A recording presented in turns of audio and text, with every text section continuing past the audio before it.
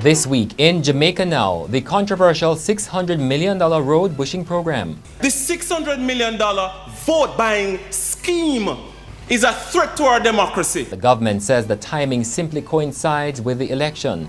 The opposition writes to the Prime Minister about it, and the Contractor General has launched a probe. Why more than 4,000 people are no longer able to vote in the Portmore mayoral election. And police high command backtracks on the work history of an ex-cop featured in a damning viral video.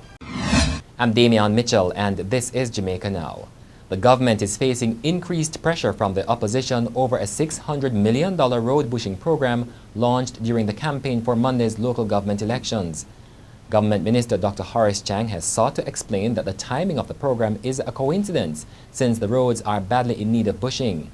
But that's no comfort to the PNP, and its members would make it known at Wednesday's local government political debate.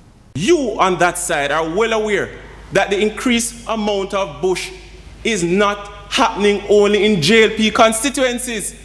Rain don't only fall in JLP constituencies. Why are you being so disingenuous? Why are you attempting to deceive the Jamaican people? Barefaced, the $600 million vote-buying scheme is a threat to our democracy. Meanwhile, the opposition leader Portia Simpson-Miller has written to the Prime Minister, so too has the political ombudsman. And the Contractor General has launched a probe into the program. And former Port Maria Mayor Richard Creary has sought to defend the bushing program, saying it's timely because of the heavy rains. It is a program of bushing and drain cleaning. It is a very good initiative because during the 4 years of the PNP administration, I can speak to my own division. There are roads that have not been bushed and drains not cleaned over that 4-year period. The Electoral Commission of Jamaica says some 4,837 electors in 16 polling divisions will no longer be able to vote in the Portmore mayoral elections following a court decision handed down this week. In the decision, the Supreme Court said the mayoral election for the municipality of Portmore cannot be held on the gazetted boundaries of 2015. Instead, the election must be held on the 2003 boundaries.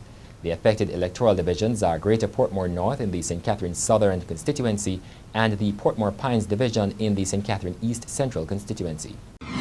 The PNP president, Portia Simpson-Miller, says she regrets any discomfort her controversial remarks made a week ago in St. Ann have caused, noting that she did not intend to convey a threat or intimidate anyone.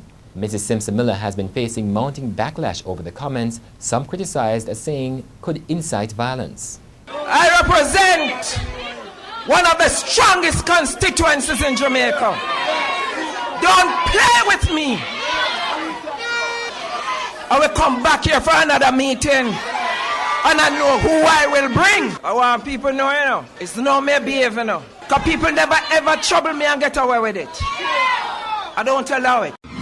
Meanwhile, political ombudsman Donna Parchment Brown has made an urgent appeal for the police to probe the threats made against the CBM television cameraman who captured Mrs. Miller's controversial comments. The cameraman has expressed fear for his life and says he and his family have been harassed since the video was aired last week. The Press Association of Jamaica has condemned the threats. The police high command this week backtracked on a statement it made a day earlier, saying an ex-cop, Tyrone Brown, never worked in the East Kingston Police Division. The high command had denied that the ex-cop worked in the East Kingston Division after he made several allegations about corrupt activities perpetrated by senior cops in that division. You cannot trust the police.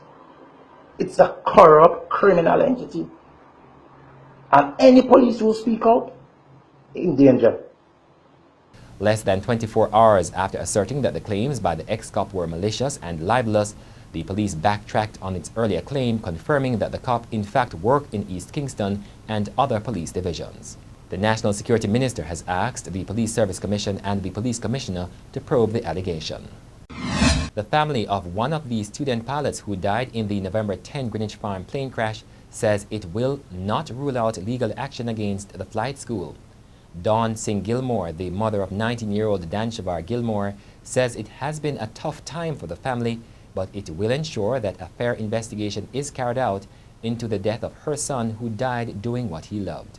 If the reports come back and there are gaps, unanswered questions, gray areas, I am still going to have to move forward to make sure that justice is served.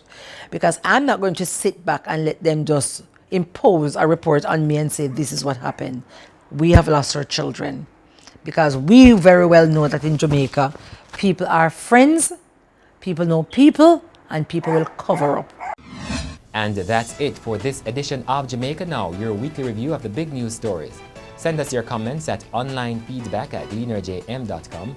You may tune in to Power 106 FM for regular updates. Follow us on Twitter at Jamaica Gleaner and on Facebook at Gleaner Jamaica. I'm Damian Mitchell, and before we go, highlights of the Gleaner's 2016 Hospitality Awards. There's a lot of investment in the tourism sector right now, so I'm expecting to see a real significant growth in the industry in the next 5 years. The Caribbean is now booming, and Jamaica is at the center of that, so we just have to make sure that we get every single thing that we can retain out of the industry to stay in Jamaica. If we're all not involved, if we're all not supporting, then it's not going to work, and we have to support. Nothing intrigues me more than seeing the ability to enhance the livelihood of our Jamaicans. It's a warm industry. It's about personalities and sharing the love and the passion for our country, so it's always a great day in hospitality. It is very important to the Gleaner Company to have a magazine like Hospitality, and based on the response in terms of people who are coming to this event tonight, it shows that it is doing its job, because we have the creme de la creme of the hospitality industry. The Hospitality Personality of the Year, Kevin Hendrickson.